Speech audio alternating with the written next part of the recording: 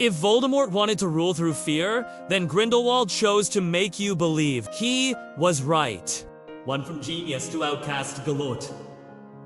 Grindelwald, a name that once echoed throughout wizarding Europe. Even during his time he was hailed as the most brilliant student in generations. Razor-sharp intelligence, extraordinary creativity, and most notably, a rare, natural, magical ability.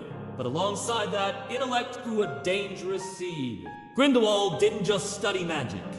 He experimented with the dark arts. Things that even the bravest wizards approached with caution.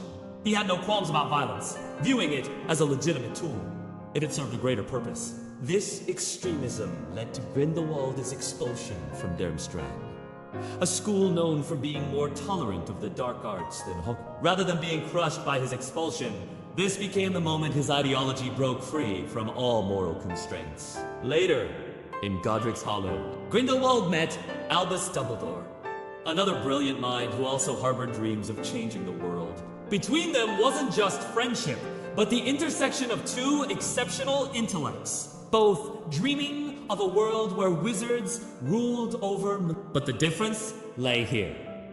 Dumbledore envisioned a better future, but still believed in moral boundaries. Grindelwald saw that dream as a ticket to absolute power. Both dreamed of a magical world ruling over Muggles. But Grindelwald transformed that dream into a lust for power. Two, for the greater good. Ideal or slogan? Grindelwald never saw himself as a villain. He believed wizards were the superior species born to lead the world. And Muggles, with their limited power, needed protection. Or more bluntly, control. The slogan for the greater good sounds like a noble call to action, but in reality, it was a cloak disguising ambition. This was manipulation at a master level. 1. Choose a grand objective. A safer, more orderly world where wizards no longer had to hide. 2. Use fear as foundation. Plant anxiety that Muggles might destroy them if they didn't strike first. 3. Justify violence. Transform conquest, killing, and oppression into necessary sacrifices for lasting peace. What made Grindelwald terrifying wasn't just his eloquence.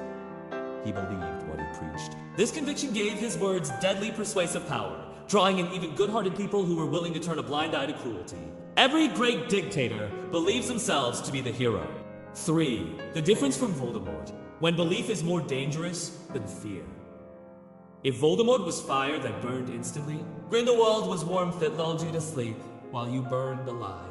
Voldemort ruled through fear, openly eliminated. Anyone who opposed him viewed Muggles and mudblood wizards as filth to be eradicated. Result. The weak lived in terror. The strong resisted underground. Grindelwald ruled through belief and admiration.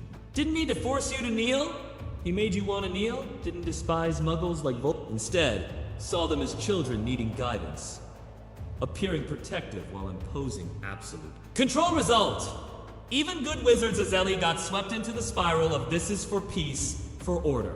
Grindelwald's subtlety lay in disguising personal goals as collective ideals. People didn't fight for him. They fought for a dream he planted in their heads. The most accurate comparison might be, Voldemort wanted you to kneel.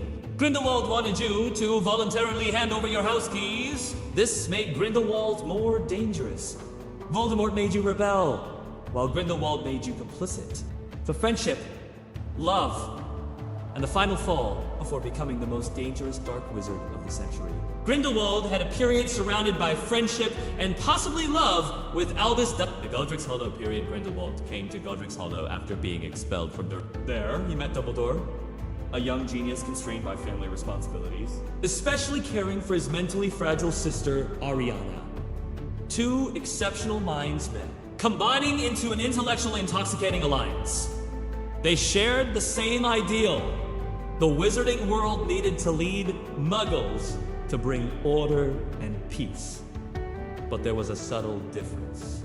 Dumbledore retained his humanity, believing this dominion should truly serve the greater good. Grindelwald saw an opportunity to transform that ideal into absolute personal power. The Ariana tragedy, the conflict reached its peak when Aberforth Dumbledore's brother opposed their plans. A confrontation erupted between Grindelwald, Albus, and Aberforth, resulting in Ariana's death for Dumbledore. This was a wound that never healed. He never knew who cast the fatal blow. He was tormented for life. Thinking he'd let ambition cloud his family duties for Grindelwald, the story was different. He viewed that death as a price that had to be paid.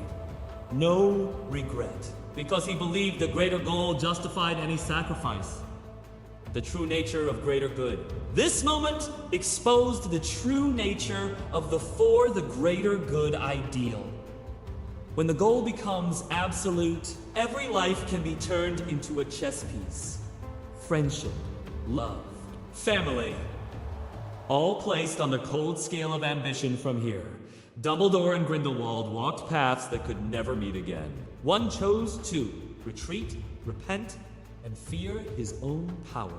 The other charged straight down the path of dominion, never looking back. 5. The end, and the paradox. After being defeated by Dumbledore in the legendary duel of 1945, Grindelwald was imprisoned in Nurmengard. The prison he himself built to hold enemies, now his own cage for decades. The long isolation. No one knew what Grindelwald thought during his imprisonment without power. Without armies, only himself and memories remained. He didn't beg for mercy or try to escape. This was utterly different from a Voldemort always craving immortality and obsessed with power. The final meeting with Voldemort. When Voldemort came, seeking the Elder Wand, he expected Grindelwald to cower or beg for his life. But Grindelwald refused. Wouldn't reveal the wand's location, wouldn't submit to someone he considered inferior in vision. This created a paradox. His whole life he pursued absolute power, but in the end, he protected the world from someone more brutal than himself. Did he truly change or remain selfish? There are two perspectives. 1. Grindelwald repented. After years of reflection, he realized his ideals had caused too much suffering and didn't want to give power to someone more ruthless too. Grindelwald remained arrogant. He refused simply because he didn't want Voldemort to possess what he once coveted either way. The image of Grindelwald at life's end was completely different from the cold dictator of the past. He died standing, unafraid, unbound, an ending both tragic and controversial. 6. Lessons from Grindelwald. What made Grindelwald most dangerous wasn't the Elder Wand or superior magical skill. His true weapon was words and ideals. The ability to make others believe they were doing right, even when committing evil. Greater good! The double-edged sword, initially, the concept of for the common good. Sounds noble. But in a master manipulator's hands, it becomes a shield legitimizing all violence and forced sacrifice. When grand goals are placed above individual lives, humans become statistics, and evil becomes legal, the real danger. Voldemort makes you immediately recognize he's evil, but a Grindelwald makes you want to follow him, believing you're on the right side. The danger lies here.